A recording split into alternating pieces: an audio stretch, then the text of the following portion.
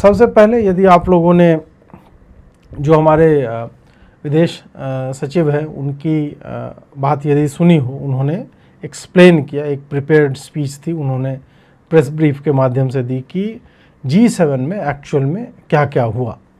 और G7 में जो हुआ उससे पहले जिस तरह से ये लोग माहौल बना रहे थे कि झूठ पे झूठ इन्होंने बोला, पहले बोला कि बुलाया नहीं जा रहा है, उसके बाद जब बुलावा आ गया तो फिर क्लेम करने लगे कि मतलब ये तो ज़बरदस्ती का है, इतने बाद बुलाया तो जाने का नहीं चाहिए। उसके बाद जब गए, जब हवा में ही थे साइप्रस से कनाडा की तरफ, तब बोल रहे हैं कि अरे तुम्हें तो स्टेज पे नहीं बुलाया।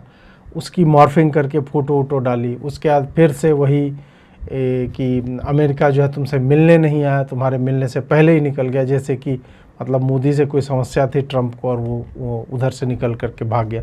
ये सारा कुछ हुआ है। पहले हम मिस्री जी ने जो बात की है विक्रम जी ने, तो वो हम सुनते हैं, 2 पार्ट में है, उसके बाद आगे बढ़ेंगे।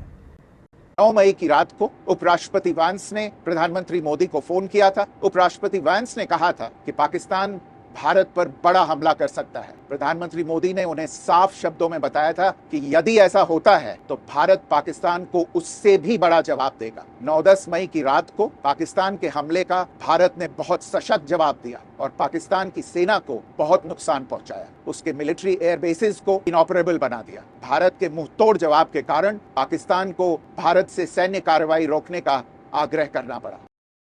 अब ये जो बात है मतलब इसमें पूरा जब हम दूसरा पार्ट भी सुनेंगे तो आपको पता चलेगा कि 5-6 बिंदुओं में किस तरह से भारत के विदेश मंत्रालय ने उन सारी झूठी बातों का खंडन किया। हालांकि भारतीय लोगों को नहीं चाहिए, पाकिस्तान परस्त जो भारतीय होने का क्लेम करते हैं उनको ये सब एक्सप्लेनेशंस और जस्टिफिकेशंस जो है वो चाहिए होते हैं, परंतु उन्होंने कई बात बोली। इसमें ये वाला पार्ट जब मैंने मतलब सुना तो इस पे आप ध्यान दीजिए कि यहाँ पे बोला गया कि जब हमने उनकी पिलाई चालू की और बुरी तरह से उनको बर्बाद करना चालू कर दिया, तब रात में, अब देखिए फिर से मैं एक बार चलाना चाहूँगा कि जेडी वैंस वाला इसमें एंगल क्या है। 9 मई की रात को उपराष्ट्रपति वांस ने प्रधानमंत्री मोदी को फोन किया था। उपराष्ट्रपति वांस ने कहा था कि पाकिस्तान भारत पर बड़ा हमला कर सकता है। प्रधानमंत्री मोदी ने उन्हें साफ शब्दों में बताया था कि यदि ऐसा होता है तो भारत पाकिस्तान को उससे भी बड़ा जवाब देगा। अब ये बात जो है कि जेडी वैंस ने बोला कि बहुत बड़ा हमला कर सकता है, तो ये संभव है कि पाकिस्तानियों ने जो इनका न्यूक्लियर ब्लफ है कि हम जो है इस बार अभी तो हो गया, हम न्यूक्लियर मार देंगे इनके ऊपर, तो उन्होंने हो सकता है कि सोचा हो कि हम अमेरिका को ये बोलेंगे तो अमेरिका भारत पे दबाव बनाएगा। अमेरिका जेडी वैंस उपराष्ट्रपति जब भारत को ये बात बताने आए तो मोदी ने सीधा हमारे तरफ से गया कि ठीक है करने दो, हम उनसे बड़ा हमला करेंगे। तो उनका ये जो ब्लफ था वो निगेट हुआ और उसी रात में और फिर उसके बाद सुबह में जो हुआ है पूरा का पूरा, इनके 10-12 एयर बेसेस जो है उड़ाए गए, प्रेसिजन के साथ उड़ाए गए। और उसमें यह भी जो पहले भी बताया जा चुका है कि कई जगहों पे इनके अमेरिकन एसेट्स, क्योंकि अमेरिका भी पाकिस्तानी एयरबेसेस यूज करता है, जैसे कि कल ही पाकिस्तान के एयरबेस से ही ईरान के लिए जो है इनके, जो कल रात ट्रंप ने ट्वीट किया था कि ईरान के पूरे आकाश पे हमारा नियंत्रण है और हम जो है तुम्हें जब चाहे मार सकते हैं। उसका जो सुप्रीम लीडर है खामनेई, उसको बोला था। तो यहाँ पर ये बात हमें समझना चाहिए कि अमेरिकन इंटरेस्ट भी यहाँ पे था पाकिस्तान में कुछ ना कुछ। इस कारण से डायरेक्ट हो सकता है ना कहा हो, परंतु उन्होंने बाद में नरेंद्र मोदी ने स्पष्ट शब्दों में बोला, और मुझे लगता है एस जयशंकर ने भी बोला या विक्रम मिस्त्री साहब ने भी बोला, इन लोगों ने बोला कि यदि पाकिस्तान को सीज फायर चाहिए तो this has to come from Pakistani DGMO side. ये इधर उधर नहीं कि कोई मीडिया में बयान दे रहा है कि भारत को रुक जाना चाहिए, बोला नहीं, हमको जब तक मिलिट्री के उनके रिप्रेजेंटेटिव है, जब तक वो हमें नहीं बताएंगे कि we need to have a ceasefire, we need to come to an agreement, हम किसी की भी बात मानने को तैयार नहीं। फिर डीजीएमओ की तरफ से कॉल आता है। अब डीजीएमओ की तरफ से कॉल क्या अमेरिका के प्रेशर के कारण उन्होंने किया? क्योंकि अमेरिकन नूर खान बेस जो बोला जा रहा है वो अमेरिका के नियंत्रण में है। वहाँ बोलते हैं पाकिस्तानियों को भी घुसने में जो है उनको भी आई कार्ड दिखाना पड़ता है, इस तरह का कुछ सिस्टम है वहाँ पे। तो क्या वहाँ जब इनके खड़े खड़े कई विमान जो है वो इनफेक्टिव बना दिए गए, मतलब लगभग डिस्ट्रॉय कर दिया गया। एयर बेस पे तो ठीक है वो इनऑपरेबल हो ही गया, जो बार बार बताते। साथ ही एक और बात, आज ही फ्रांस की मीडिया में इंडिपेंडेंट लोगों ने ये जो डिफेंस और ये सब देखते हैं, उन्होंने ये एक रिपोर्ट डाली है कि ये बात सच है कि भारत ने जितने उनके विमान मारे हैं उनकी संख्या दर्जन से ऊपर है। भारत ये क्लेम कहीं पे बता नहीं रहा कि कितने हमने मारे हैं, पर ये संख्या अब अलग अलग सोर्सेज से जो कोलेट होकर डेटा आ रहा है वो दर्जन भर से ऊपर है। और इसमें भारत भले ही युद्ध जीत गया हो, परंतु नैरेटिव वॉर में जो इनका कम्युनिकेशंस है वो बिल्कुल ही एक फेलियर रहा है, पूरी तरह से असफल रहा। और इस बात को हम भी मानते हैं कि वो पहले दिन से 6-0 का नैरेटिव बनाने में सफल रहे और हम उसको काउंटर करने में ही लग रहे, या हम उनको मजाक उड़ा रहे थे। ठीक है, मजाक उड़ाना एक बात है, परंतु यदि हम प्रोएक्टिव होते तो संभवतः हमारा नैरेटिव जो है वो कुछ और भी होता। ठीक है, तो जो ये वाला पार्ट था इसमें कि संभवतः पाकिस्तान ने अमेरिका के माध्यम से भारत को ये संदेश देना चाहा कि we are going to have nuclear strikes within India. अब लिमिटेड था, कैसे था, वो धमकी दी, पर भारत ने कहा कि ठीक है ये भी करके देख लो एक बार, फिर हम जो है उससे भी बड़ा उनको उत्तर देंगे। उसके बाद अब सेकेंड पार्ट इसी का सुनिए। प्रधानमंत्री मोदी ने राष्ट्रपति ट्रंप को स्पष्ट रूप से कहा कि इस पूरे घटनाक्रम के दौरान कभी भी किसी भी स्तर पर भारत अमेरिका ट्रेड डील या अमेरिका द्वारा भारत और पाकिस्तान के बीच मध्यस्थता जैसे विषयों पर बात नहीं हुई थी। सैन्य कार्रवाई रोकने की बात सीधे भारत और पाकिस्तान के बीच दोनों सेनाओं की एग्जिस्टिंग चैनल्स के माध्यम से हुई थी और पाकिस्तान के ही आग्रह पर हुई थी। प्रधानमंत्री मोदी ने जोर देकर कहा कि भारत ने न तो कभी मध्यस्थता स्वीकार की थी, न करता है और न ही कभी करेगा। इस विषय पर भारत में पूर्ण रूप से राजनीतिक एकमत है। राष्ट्रपति ट्रंप ने प्रधानमंत्री द्वारा विस्तार में बताई गई बातों को समझा और आतंकवाद के खिलाफ भारत की लड़ाई के प्रति समर्थन व्यक्त किया। प्रधानमंत्री मोदी ने यह भी कहा कि भारत अब आतंकवाद को प्रॉक्सी वॉर नहीं, युद्ध के रूप में ही देखता है और भारत का ऑपरेशन सिंदूर अभी भी जारी है। राष्ट्रपति ट्रंप ने प्रधानमंत्री मोदी से पूछा कि क्या वे कनाडा से वापसी में अमेरिका रुक कर जा सकते हैं। पूर्व निर्धारित कार्यक्रमों के कारण प्रधानमंत्री मोदी ने अपनी असमर्थता व्यक्त की। दोनों लीडर्स ने तब तय किया कि वे निकट भविष्य में मिलने का प्रयास करेंगे।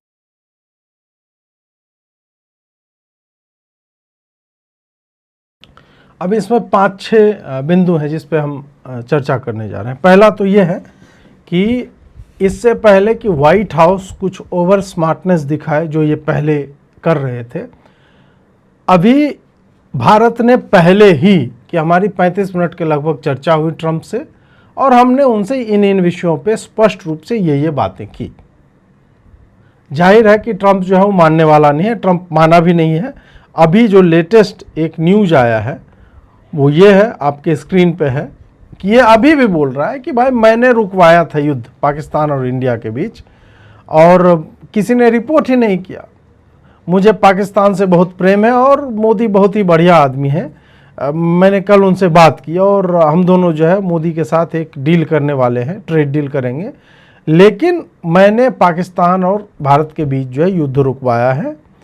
और दिस मैन, वहाँ पे वही जो आसिफ मुनीर होगा वहाँ पे, तो बोला कि ये बहुत ही एक्सट्रीमली इन्फ्लुएंशियल है ये स्टॉप करवाने में, और मोदी भारत के साइड से और बाकी लोग जो है वो लगे रहे और फिर जो है दोनों ही न्यूक्लियर कंट्रीज हैं और मैंने इसे जो है वो रुकवा दिया।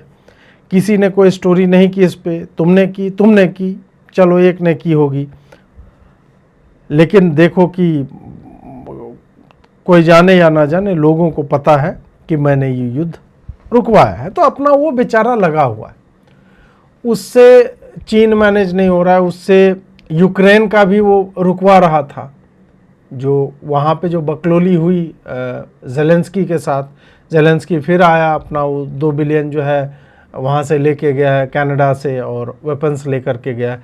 तो तुम्हारा तो कहीं पे भी नहीं रुक रहा है भाई। लगातार कीव जो है वो ऑलमोस्ट क्या वो भीख ही मांगता घूम रहा है इधर उधर। वो G7 में भी पहुंचा हुआ था, वहाँ पे वो भिक्षाटन पे ही निकला हुआ था, वही कर रहा है। तो कहाँ रुकवा ले रहे हो?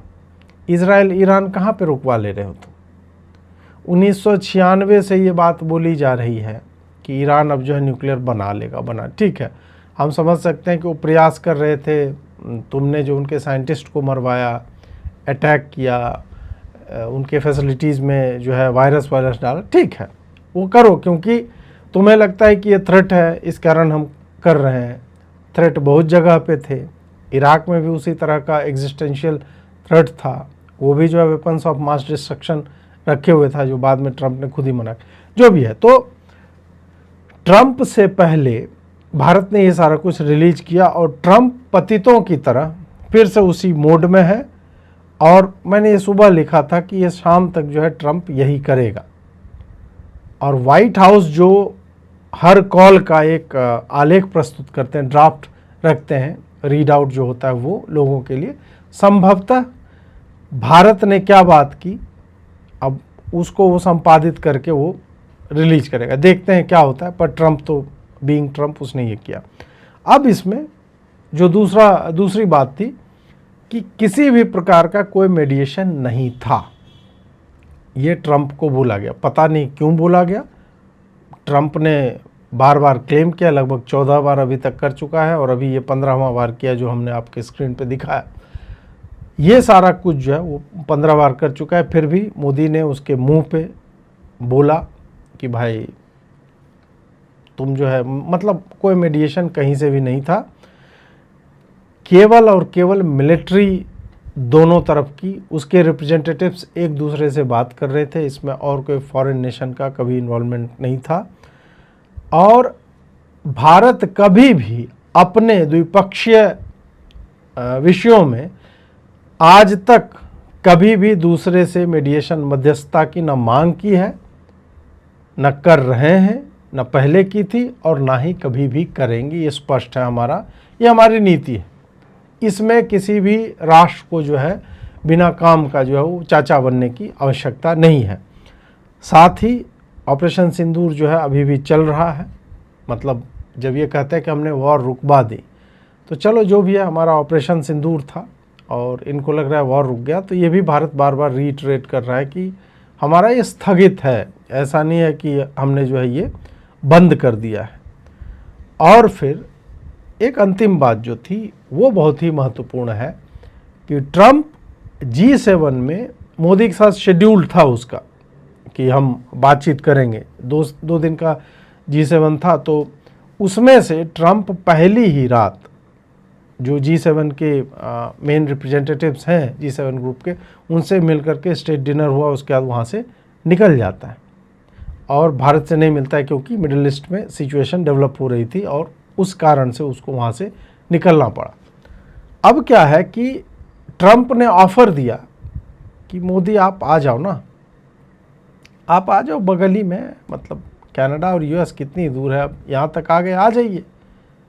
मतलब ये है चौधराहट कि हम जो है बायलैटरल वहाँ नहीं कर पाए, फ़ोन पे ठीक है ये सब, आप आ जाओ ना। और इसके पीछे केवल एक कारण था कि आसिम मुनीर अभी भी अमेरिका में है। 2 दिन पहले वो मॉल में टहल रहा था, कोई पहचान नहीं रहा था उसको अपना। अमेरिका मतलब पाकिस्तानी अमेरिका गया, मॉल घूम रहा है, तो बहुत बड़ी बात है। और किसी ने लिखा भी कि वहाँ पे उसको भोजन पे आमंत्रित किया है आसिम मुनीर को। तो ये मतलब कम से कम चलो एक पाकिस्तानी को तो रात का भोजन मिल रहा है ठीक से, ये बहुत बड़ी बात है। तो ट्रंप का विचार ये रहा होगा कि हम क्या करेंगे, आसिम मुनीर के साथ मोदी को लेकर के और फिर जो है फ़ोटो खिंचाएंगे, बोलेंगे हमने दोनों के साथ देखिए बात करवा दी, both are happy, both are smiling, we made a trade deal, he is very influential, he is the prime minister of nation, fantastic man, फलाना डिमका, ये कह के। और वो जो है अपना रौला बनाने के लिए ये करना चाह रहा था। भारत ने नहीं कर दिया, बोला कि नहीं, हमारा व्यस्त है हमारा शेड्यूल और अभी हम ऐसे नहीं। जबकि प्राइम मिनिस्टर मोदी तो यार पाकिस्तान उतर गया था वो आदमी नवाज शरीफ से मिलने के लिए। अनशेड्यूल्ड स्टॉप, उनके एयर स्पेस में गया, फ़ोन किया, उतर गया और चला गया उसको बधाई देने। उसके पोती की संभवतः उसका निकाह हो रहा था। तो इतना टाइम तो निकाल ही सकते थे मोदी, ऐसा कौन सा मतलब। ठीक है क्रोएशिया का ट्रिप था, बट फिर भी ये 2-3 घंटा इधर उधर तो मैनेज तो हो सकता था करने का, या क्रोएशिया से आ जाते इस तरह से, जो भी है। तो वो स्पष्ट शब्दों में बोल दिया कि नहीं, और आगे देखते हैं, आप आइए, क्वाड की मीटिंग है उसमें आपका स्वागत है, आप आइए, तो कहीं दूसरे टाइम जो मिलेंगे। ये मुझे लगता है कि ये एक बहुत बढ़िया संदेश है।